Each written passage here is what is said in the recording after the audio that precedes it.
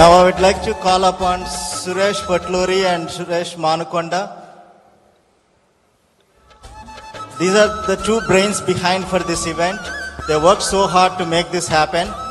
Please give a huge round of applause to these restless souls for last 6 months to make this happen.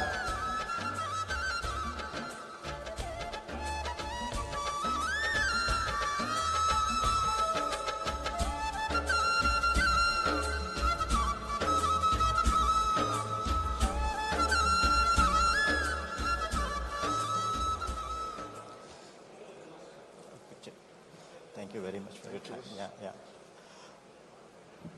I had a huge privilege to spend some time with him, very articulative, very knowledgeable. I felt he is the real deal.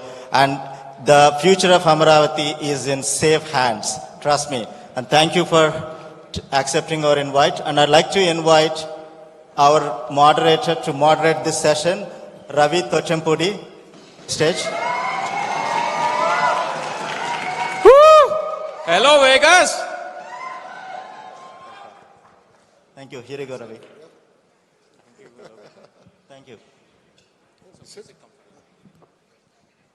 So, first of all, thank you, IT sir family, for giving this incredible opportunity and then spending time today with our own Honorable Minister for the state of Andhra Pradesh for technology and then electronics and especially with some of the things basically that you're working on. So first I want to congratulate on the victory that you have actually achieved. So just want to understand, has it sunken in and how do you currently feel for that? First off, thank you IT sir for having me here. Our journey is not new. I remember working with IT sir way back in 2017 when I became the first time IT minister. So thanks for having me, really appreciate it. Please give a round of applause to our minister. And also one of the other, sir, I wanted to also understand what was the important lesson that you learned from your father, N. Chandrababu Garu, especially given his expertise in bringing the innovation to the state. No, I mean, you skipped a question. So which is... You didn't let me answer the first question yet. And I love questions. So, I mean, to be honest, victory was certain. But I think this kind of mandate took everyone off guard. This mandate has increased our responsibility. It's a great responsibility on our shoulders. We take it with all humility. There are a lot of aspirations that people of Andhra Pradesh have. And as a government, we really need to be focused on delivering on those aspirations. So I think we're going to meet midways in terms of delivering on that. And in terms of my lessons from my leader, is to be very patient and perseverant. If you see in his entire political journey, it's had great highs and great lows. He takes his highs as he takes his lows. And for me, that's been a great lesson. And that's what I've learned from him, and that's the way I've taken my political journey also. Oh, that was good. Today I had an incredible opportunity to spend time with you, Lokesh Garu. So some of the things what I've observed is like you're a straight shooter in terms about, how you compose yourself, when you're talking about investments. Just want to understand, especially when you're trying to bridge some of the gaps, especially in terms about creating an enterprise, because a lot of our audience are mostly in small business enterprises. So when you graduated from Stanford and went back to India, you had a role at Heritage as a director. So when you actually ran both an enterprise company and then you came back into politics, how was that experience? Because a lot of our audience here would want to understand how to create an enterprise. I think that's a very good question. They're quite stark, they're quite different. In the private sector, you are the boss, you decide the direction, you understand the journey, the results speak for themselves. If 1 month you miss something, you know where to correct. I think politics, you only get elections once every 5 years at the state level. So it gets very difficult to figure out whether you're in the right trajectory. And it's very important to remain grounded, meet people, hear from them, understand whether what you're doing is right and whether what decisions you're taking are meeting with their aspirations or not. So for me, that was very, very important. I think both journeys are mutually exclusive, but one thing I have learned being in the private sector and now in politics is building your team. You need to decide early on who can take you to a logical conclusion. I mean, who will be part of your journey. I think that's very important because when I joined Heritage, we had a crisis. Things were not good. We were losing a lot of money because of our retail expansion. Dairy was not bringing in that much of profit. So I had to decide early on the direction, trajectory of the business. Then I had to figure out whether the leaders believed in that vision or not. And based on that, I had to take decisions. I think politics is all about that also. I think you need people who believe in your vision, but also have that boldness to correct you when you're making mistakes. So in that sense, in terms of building your team, building the leadership in both organizations is something that I find very similar. Yes. So I think building upon that, also, you come from a legendary family, want to, building upon the legacy of your family, what is the vision that you create, especially like, for example, want to understand the expectations, like say, for example, when I was, going to engineering school, I had expectations from my parents that, are you going to be an engineer or a doctor? Coming from a family, with a lot of legacy, how did you manage your expectations? How did you, come yourself, like, finding those differences? I mean, even if you look at, even in business, when you come from a certain business family, the institution might have certain expectations on you. Similarly, in politics, there are greater expectations. People expect you to behave in a certain manner, respond in a certain manner. But if you look at my journey in politics, I've always broken the mold. I have chosen the road less traveled. Membership in Telugu Desam Party was never a smooth affair. And in 2014, I chose that as my focus area. Similarly, in 2019, when I had to contest election, there's always a debate on which seat I should contest from. Generally, political legacies and people, second generation, third generation politicians choose a safe seat. I chose Mangalgiri. And Mangalgiri is a seat that we did not win since 1985. So I said, I should try it out. I should challenge myself. And, political legacies are not about safe seats. I think we should choose a road less traveled. I lost in 2019 by 5,300 votes. I never felt bad. I said, I didn't have enough of time to convince the people of Mangalgiri on what Lokesh is. So I spent 5 years, I worked on it.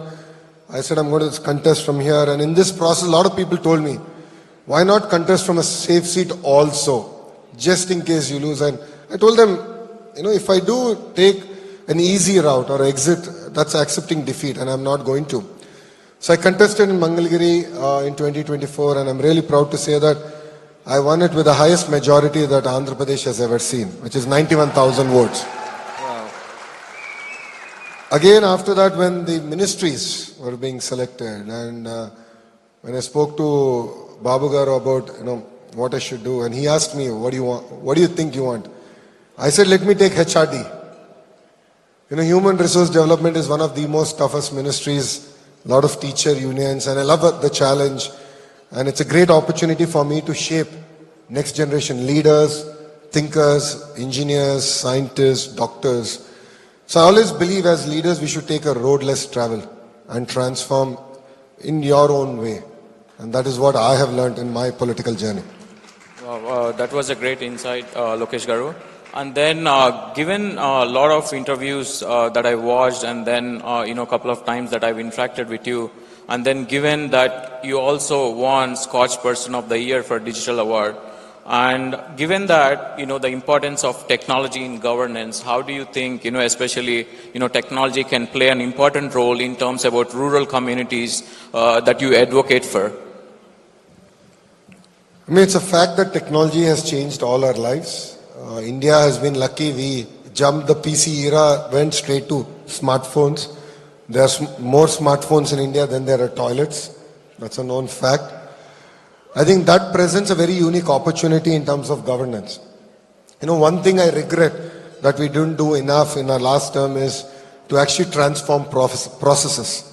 What we did was digitize broken processes. But this time around, we want to correct it. We are actually looking at business process re-engineering in the government. And I'm looking at how can we deliver seamless governance in the hands of people, in the hands of citizens. How do you make politicians and IS officers irrelevant in day-to-day governance and in day-to-day citizens' lives? So that's where I believe technology will play an important role, but it's also important to transform our processes and re-engineer our processes. And this is what you will see happening in Andhra Pradesh in the next 9 months.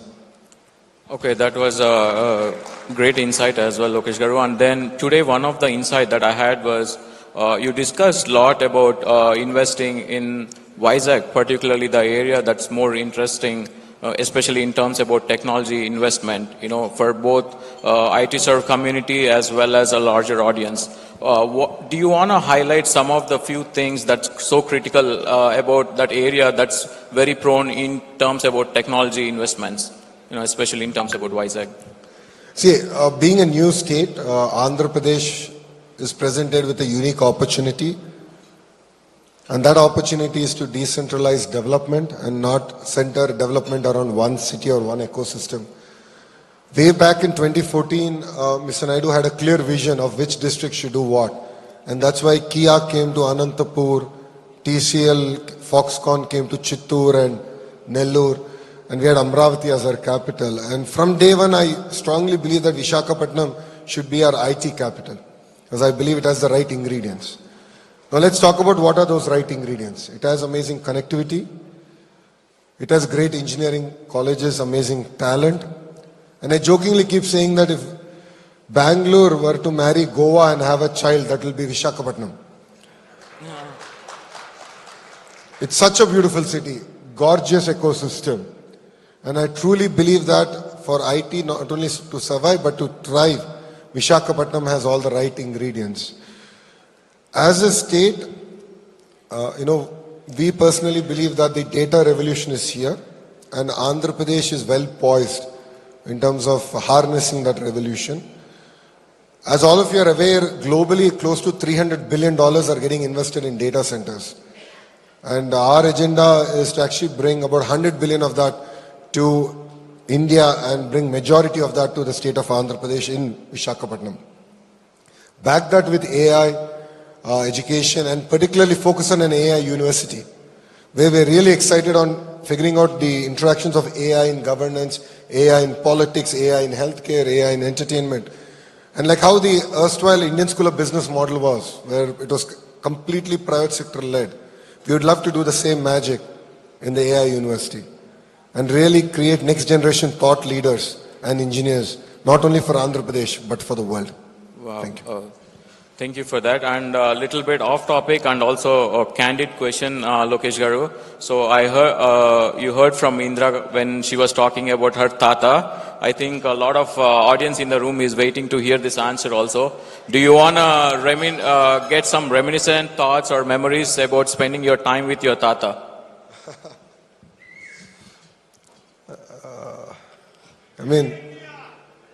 Johar NTR. Annagaru is larger than life. And from my childhood, that's all I remember about him. And all of us were very scared as grandchildren. Because, he was a tall personality there. But he had a very emotional connect with all his grandchildren. And he personally named all of us. So, I got Lokesh because of him. And all my cousins have their names because of him. So he had a lot of personal attachment with all of us. But honestly, we were just too many of us for him to spend time and nurture our aspirations and ambitions. But he was very humble, and every birthday, we used to go meet with him, spend time with him. And the way he would share love and affection is to feed you to the extent where you'll end up throwing up. I remember this so well. And that is the way he would show love and affection for all of us. I mean, he's left behind a great legacy for us to lead from the front and to take it forward. Wow, I think everybody, kind of, goes back to their memories with spending their time with their family. Coming to the topic about technology again, the state of AP basically is called Annapurna, which is rice bowl of India. So for that, basically is the bedrock is farming and farmers. So given, and I also see a lot of times you spoke about, ecosystems, like, developing ecosystems. So just want to understand how are you going to strengthen that ecosystem? So which is like basically kind of creating how to impact their lives.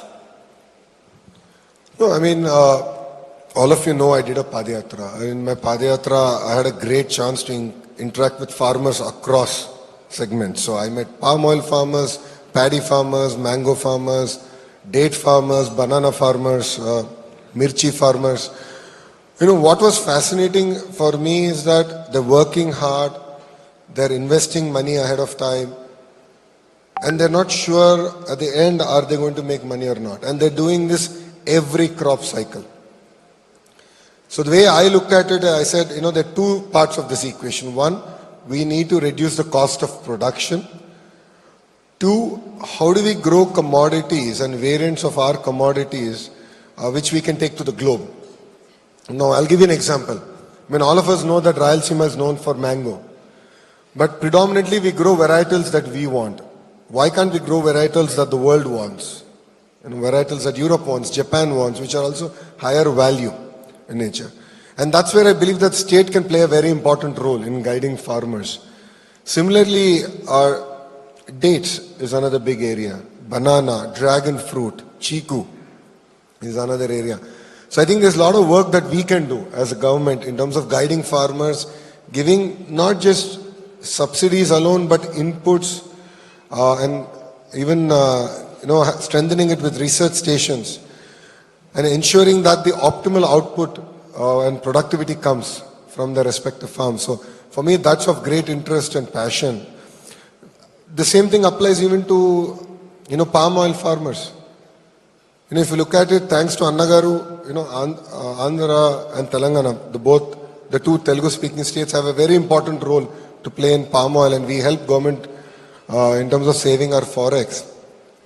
We have to support them, but we have to be in the smart way.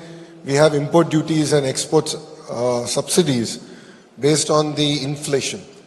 So how can we have a table making it easy so that government can take appropriate decisions? For me is very fascinating. So these are, I think, interventions you'll see at a policy level that will come up. And I truly believe that Rayalaseema particularly has a great opportunity to leapfrog in agriculture. It's amazingly fertile soil, and just giving water through drip and giving extension to the appropriate horticulture crop, I think, can truly transform agriculture in that sense. And the last bit I'd like to add is technology plays an important role, more so from government's ability to map which commodity is being grown where and in what quantities, and how should government be prepared in terms of sale price hikes or slumps. Because there are days when tomatoes are highly priced, there are days when tomatoes go for 10 paisa, 50 paisa a kg. So I think our government's ability to forecast that, prepare for that, and guide, advise farmers for that, I think will be very important, and that's something that we'll work on this time. Yeah, on the context of that, I've seen in your previous turn, you also attended Davos, and given that context, wanted to understand what is your strategy for attracting a lot of FDI, because I've seen you have delivered successfully on the government promise for Kia, and also you're quoting Foxconn and Brookfield. What do you see your strategy for, bringing a lot of FDI investments to the state of AP? Fundamentally, two things. Number one, India requires a lot of policy intervention at the national level to attract greater investments to our nation.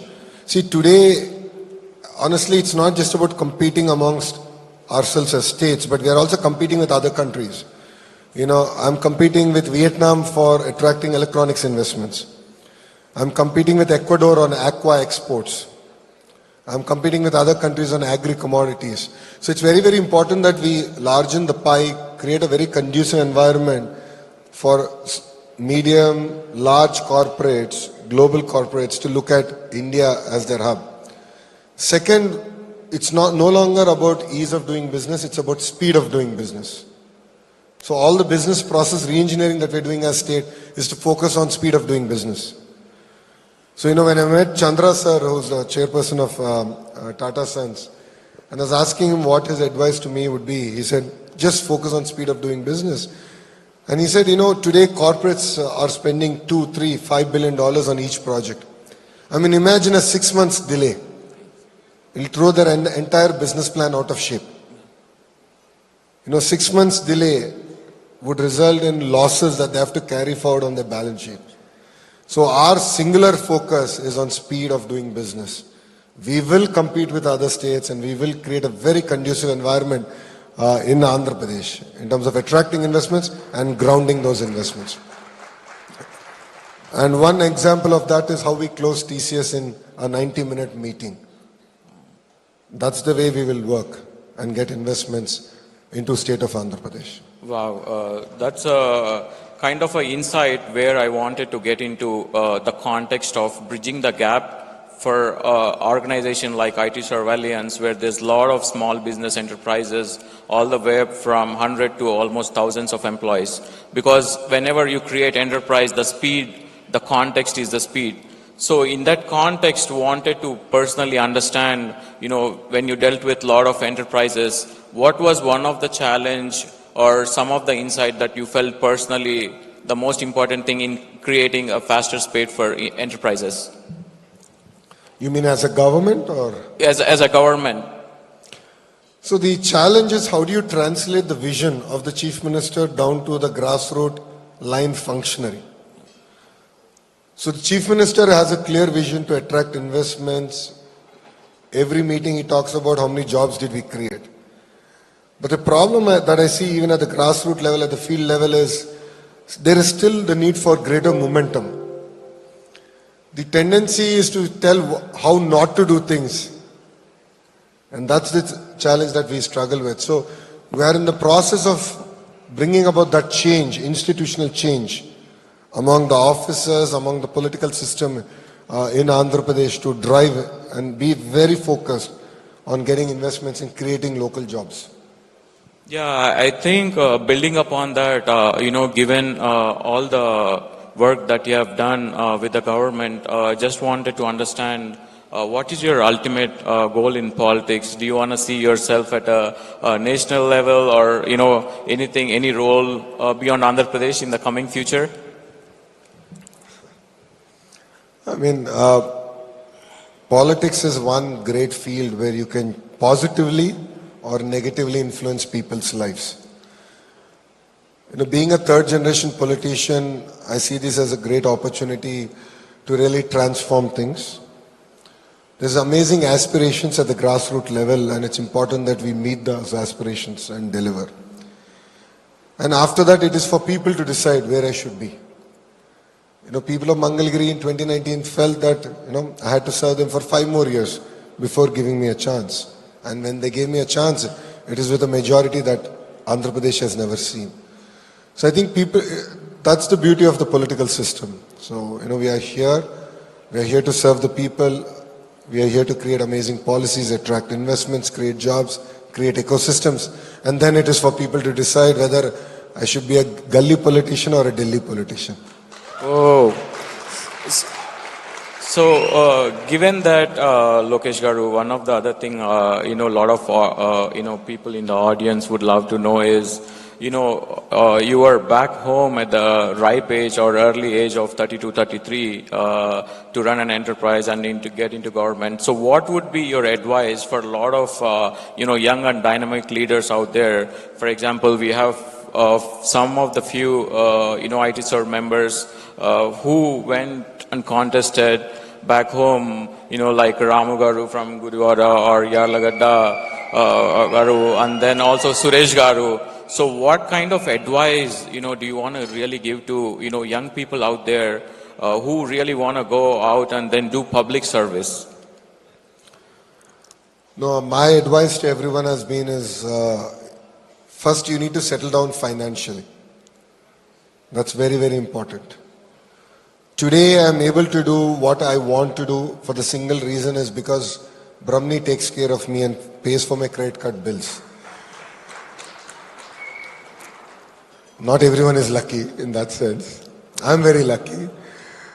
So I keep telling, when I met Ramu, Suresh Garu very early on, that was my advice. First be financially stable, come into politics to serve people. That should be a true calling. Nothing but that. When that is clear, come to politics. And the only way that can be clear is when you have financial security, when you don't need to depend on politics for any income. So I always advise all the youngsters, first settle down, be financially independent, stable, and definitely as Telugu Desam Party, I call ourselves as a university. We have this ability to create leaders who went on to lead even Telangana, and that is the beauty of Telugu Desam Party. We create leaders, we give people opportunity to lead from the front, and if you look at it this time, in the 160 odd seats that we contested, close to 70 of them were actually first timers who were contesting. And that's the beauty of Telugu Desam Party. If you look at it as an alliance, out of the 164 people that have won, close to 88 of us are first time MLAs. 17 out of the 25 ministers are first time ministers. So I think that's what makes Telugu Desam Party very unique. So basically, you have a new blood coming to power. So at the same time, in that context, also want to understand you've been traveling a lot, to different countries at different occasions. I know it's a lot, especially for entrepreneurs out there, that they're spending time away from their family. So would like to know what kind of things, you generally pursue to have a downtime or, to keep stress at bay generally. People would love to know. No, I think you should take life as it comes. There is no need to be stressed. What I've realized is when you're stressed and you take decisions, you end up making a lot of mistakes. So I've learned the art of breathing. So when I'm disappointed, when I'm upset, or when I feel a little bit of stress, I actually learn to breathe. And that really de-stresses me and makes me, calm, and that enables me to take right decisions. Your destination, in order to reach your destination, and it could be politics, it could be business or any field that we chose, it's never a straight line. There are going to be amazing highs and there are going to be the worst lows. And what I've learned from our leader is you should take your lows as you take your highs. Then life is constant, life is good. Never carry stress home. There is no need to carry stress home. I believe that the stress of work should be left outside your door. When you go home, you should spend time with your family. No second thoughts about it. But saying that, if there are no sacrifices, you really cannot achieve what you want to achieve. Every day I never sleep before the date changes. I meet people till about 10:30, 11 in the night. If you want to achieve greater things in life, and if you really want to leapfrog, then you will have to make certain sacrifices. And it's not just you, it's also your family. So I chose a career, and I'm able to do this because Brahmani and Devansh support me. 226 days of Padayatra. Never went back home for any festival. No Saturday, no Sunday. I think the only break I would take is when Brahmani and Devansh would come visit me, and I would start my Padayatra late by about 4 hours. That was literally the break that I would take next day. So sacrifices are done not only by you but by your family, and your family should be ready to make those sacrifices for you. So I think it's a very informed decision. In my case, it was a very informed decision. Brahmani and I spoke about it a lot. And during our toughest time, especially during Babu Garu's arrest, there was always days when Brahmani would still ask me, is this all worth it? Why do all this? Why sacrifice? Because end of it, look what's happened to the family. But I think all of us changed our opinion when in Hyderabad there was a gratitude concert. where without any political involvement, 45,000 IT professionals came and stood in the solidarity of Mr. Naidu.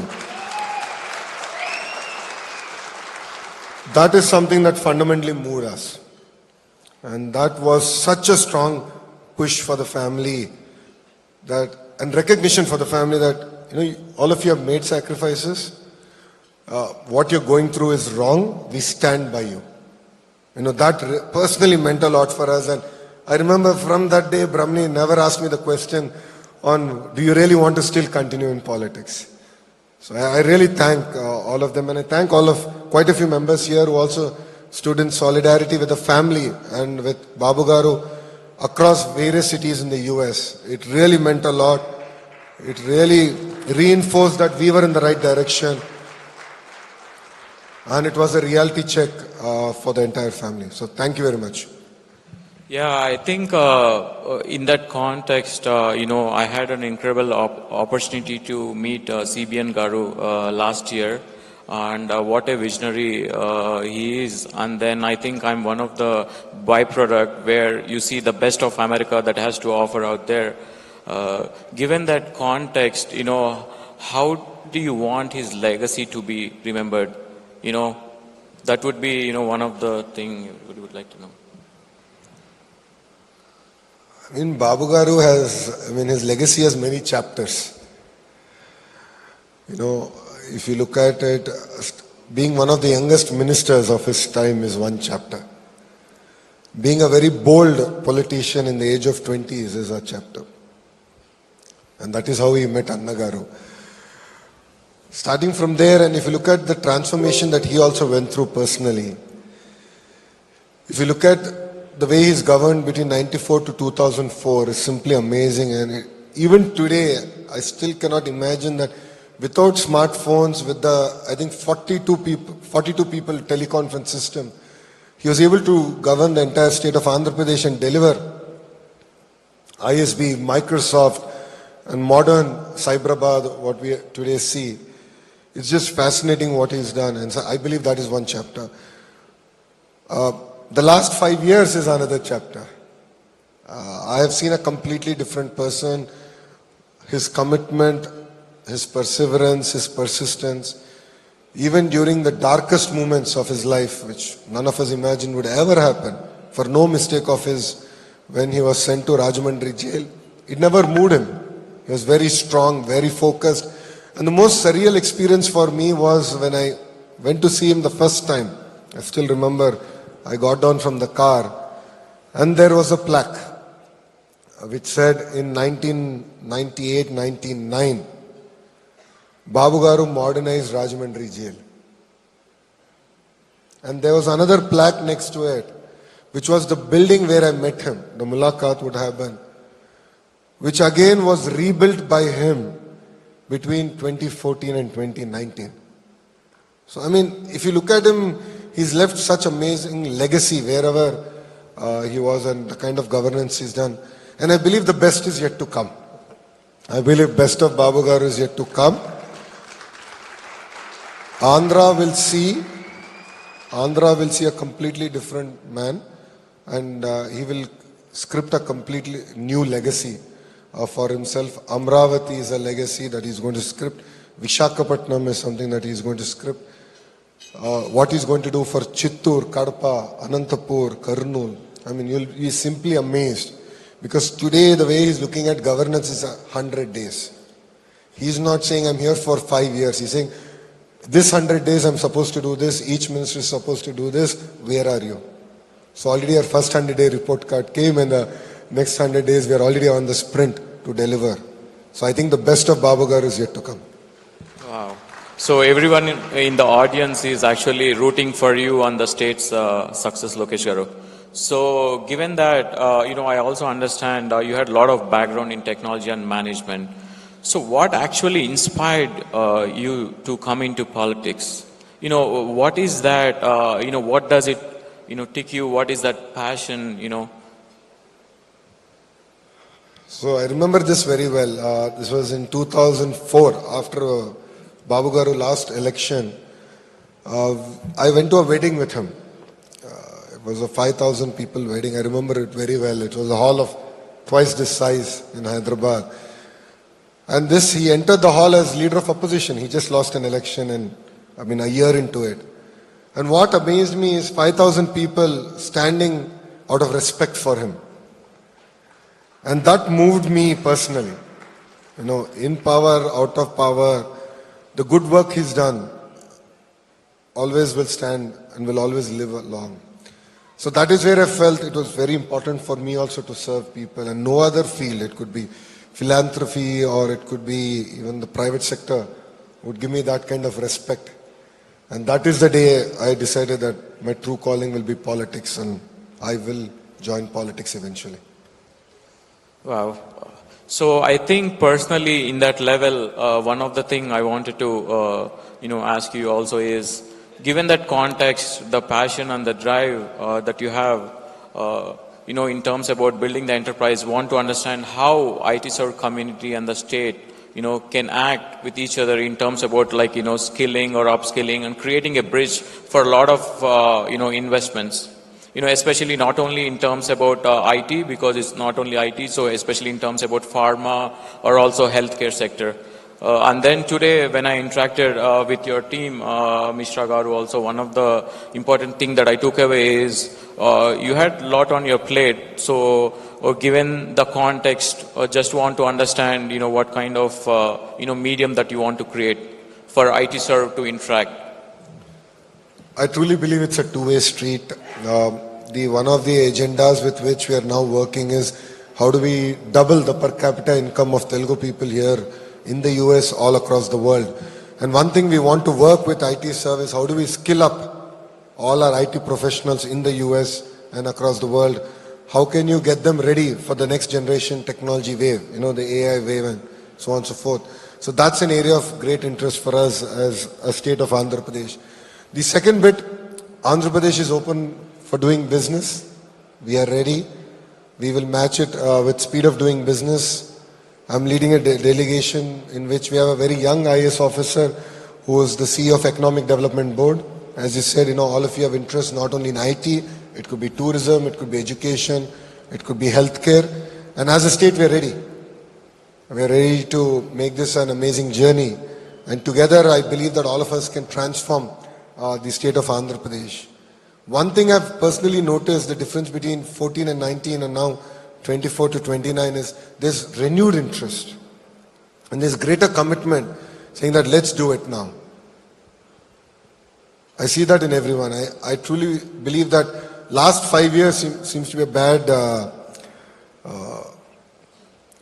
chapter in all our lives. And all of us feel bad and we really want to work hard and really do good for our state. And as a minister and as a delegation, we're really excited to take all of you back and actually showcase what we can do best and what are the areas that together we can develop the state of Andhra Pradesh. Wow. A round of applause on a lot of insights that Lokesh Garu has shared.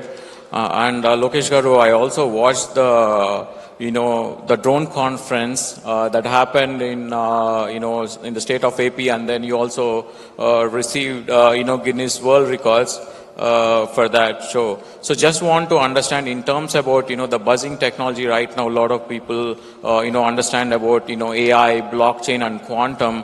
How do you want to interact in terms about especially the drone and the technology in relation with AI? What kind of technologies that you want or you think the state should implement going further? As we always say, crisis is an opportunity. When we had floods in Vijayawada, it's one event in 248 years, if I'm right, where half of the city was actually flooded. We piloted drone delivery of relief material. This was not purpose-built drones. These are agriculture drones. Jugaad India model. We had a basket hanging. We put what every house needs and we started delivering and it actually worked. And we've realized its power. I wouldn't say we've solved the problem, but I believe that we found a solution that we can now really expand and take it forward. Saying that even in governance, I believe technology will play a very important role. AI will play a very important role, and I'll explain why. This is something I already shared in one of the meetings today. As soon as I became minister, a person messaged me on WhatsApp, and he's a disabled student. Andhra Pradesh government enables them to take 5 subjects and not 6. Whilst when you apply for IIT and NIT, you need to give 6 subjects marks. So they said, because of this technical reason, we are not able to get into IIT, NIT, please help us. So I had a very young IAS officer working for me in one of my, in school education department, and I told her we need to find a solution. So with her interest, she searched, she went back, found a 1992 GEO that enabled me to average the 5 subjects marks and give it for the 6 subject mark. Very simple GEO, you would think, but we've fundamentally changed the lives of 45 disabled children. I mean, these are children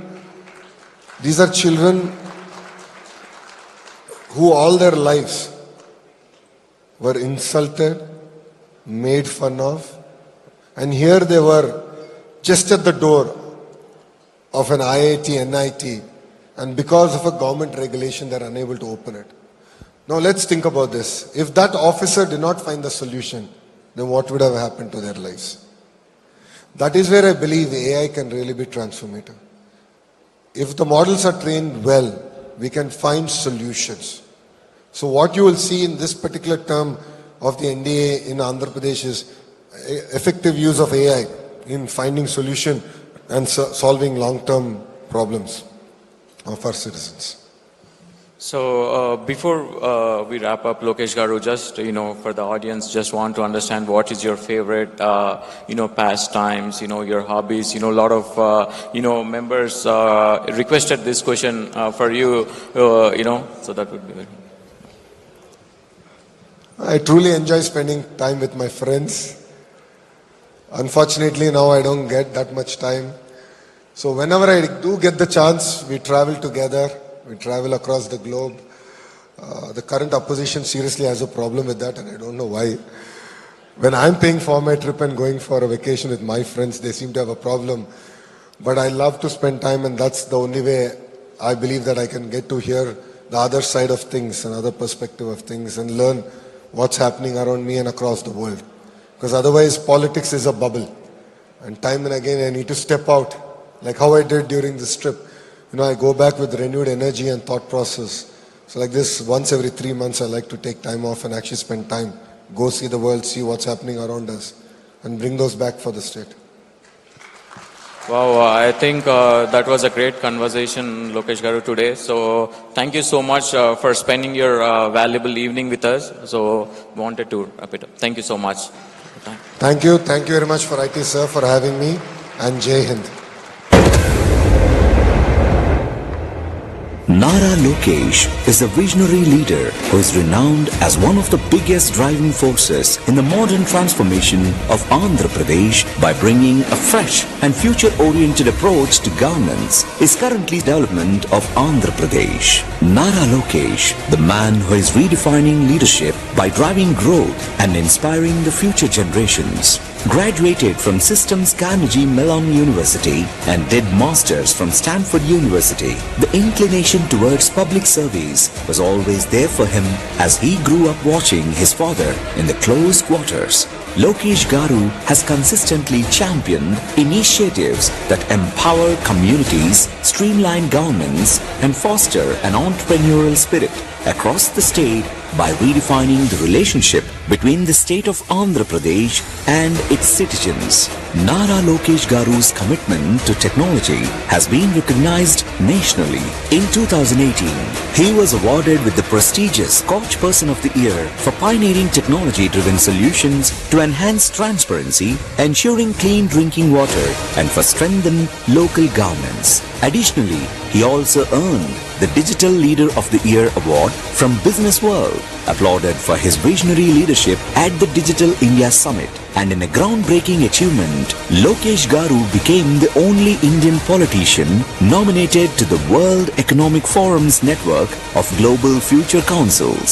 In 2019, Lokesh Garu took on the challenge of contesting the Andhra Pradesh Legislative Assembly election from Mangalagiri, a constituency where his Telugu Desam party had never won for nearly 4 decades and narrowly missed victory.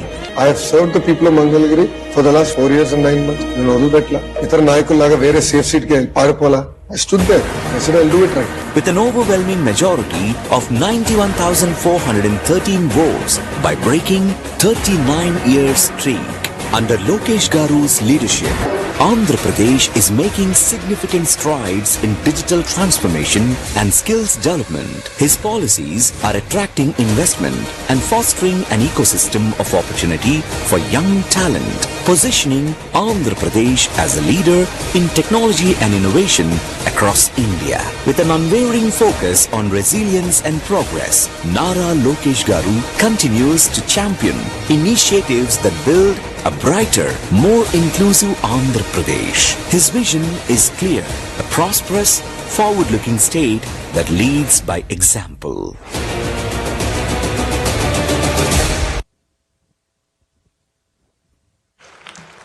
Thank you so very much for having you here. And now I want to invite all our governing board members to present a memento to Mr. Nara Lokesh. Amar Varda, Gopi Kandukuri, Vinod Babu Uppu, Raghu Chittimala, Devender Erabolu, Vinay Mahajan and Jagdish Mustali, that is our governing board members at the IT Serve.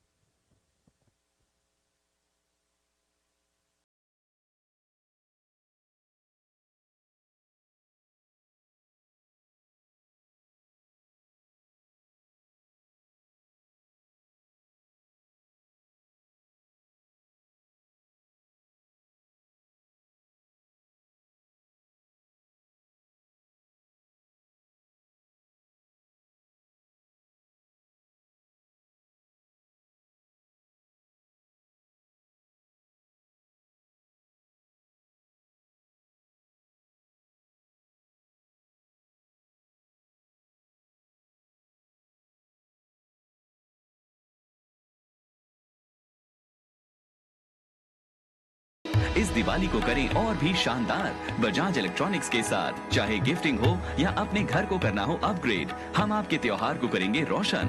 जीतिए 1 crore cash prize और 30 Alto gate and cars. आज ही आइए Bajaj electronics और बनाइए अपनी दिवाली एकदम special, क्योंकि family तो दिल से ही बनती है ना। अगोड़ा पे पाइए बेस्ट होटल्स एंड कमाल के प्राइसेस। डोमेस्टिक एंड इंटरनेशनल दोनों। Aguada. Hello and welcome to this episode of Macro Sutra. I'm TCA Sharad Raghavan, Deputy Editor at The Print.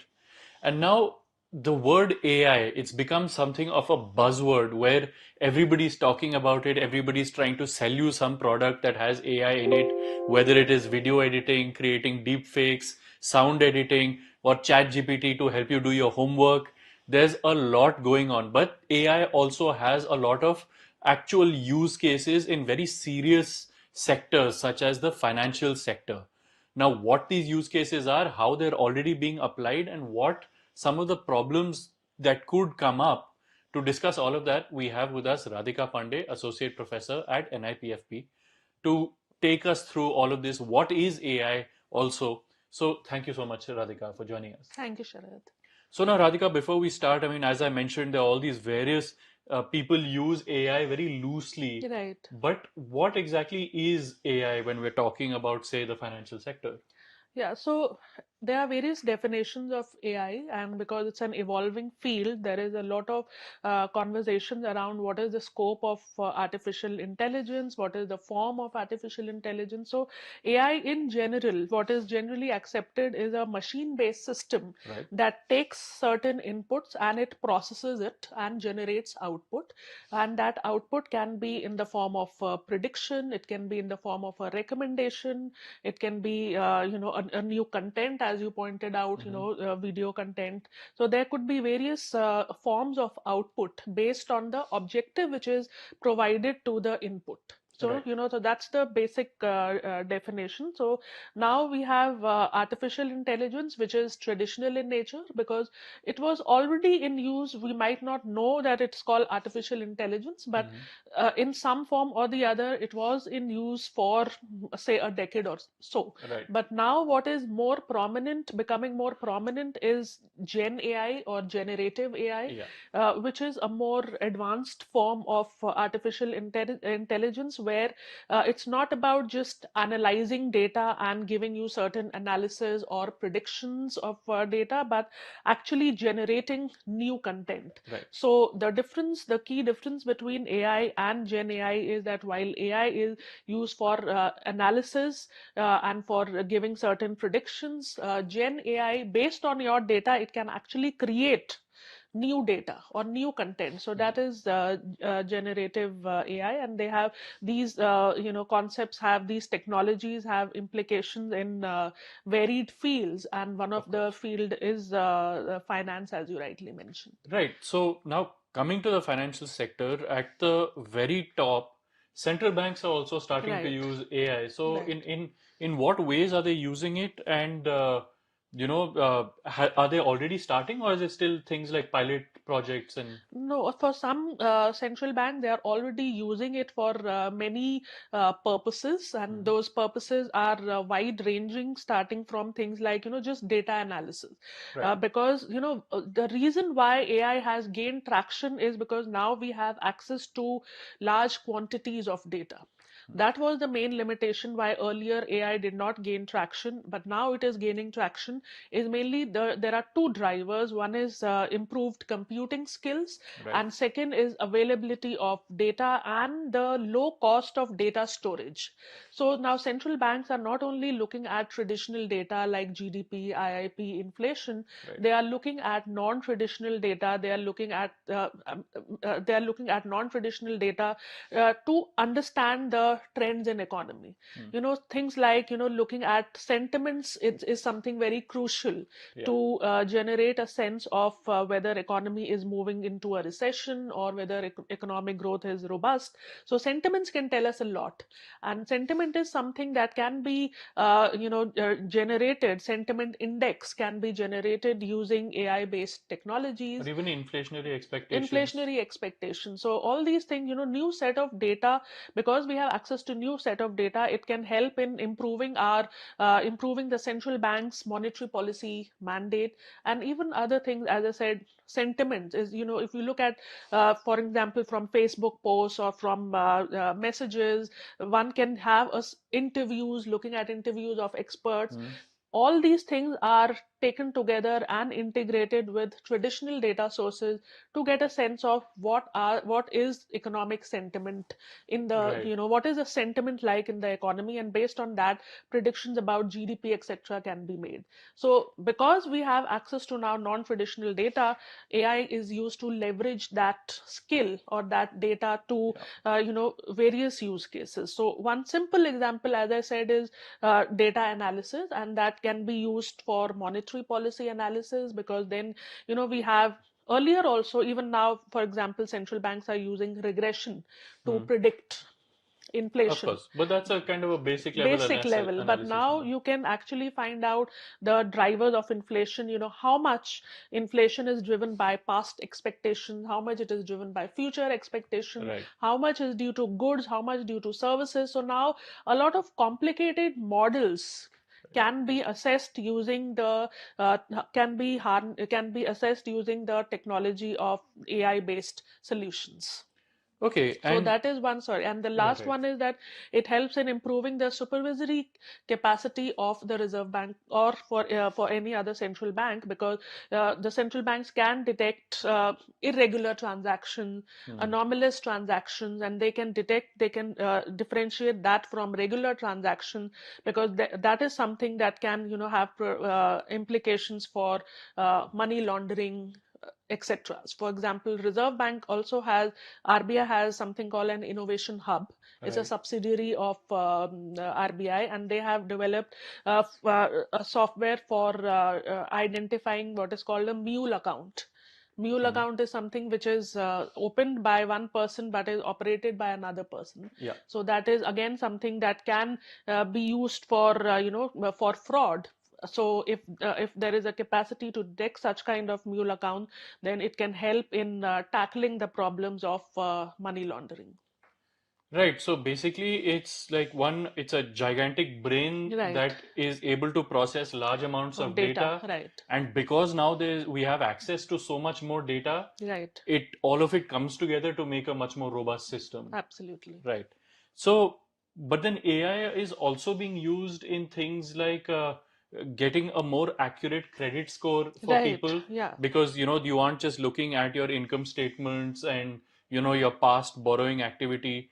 Now, even I've spoken to a lot of companies now that are using AI to look at your social media posts, your Right. spending patterns, all of Yes. that. So, Yeah. could you tell us more about those? Yeah. So that's very important, and that's a very critical use case of AI for particularly for financial institutions, both banks as well as fintechs. So fintechs were using this, and now even banks have accelerated the pace of adoption of AI for the purpose of credit scoring. Now there are two parts to it. One, it can help in faster customer segmentation, and it can help in making faster lending decisions, Right. because you are not only looking at, as you said, just the traditional indicators like your past repayment history that can be used to assess credit scores, Right. what our credit bureaus give us the credit score, but it is looking at other kinds of data, Facebook posts, consumption habits, to get a sense of what is the credit worthiness of that person. Yeah. So that helps in again generating credit scores, and it is considered to be more robust because you are looking at a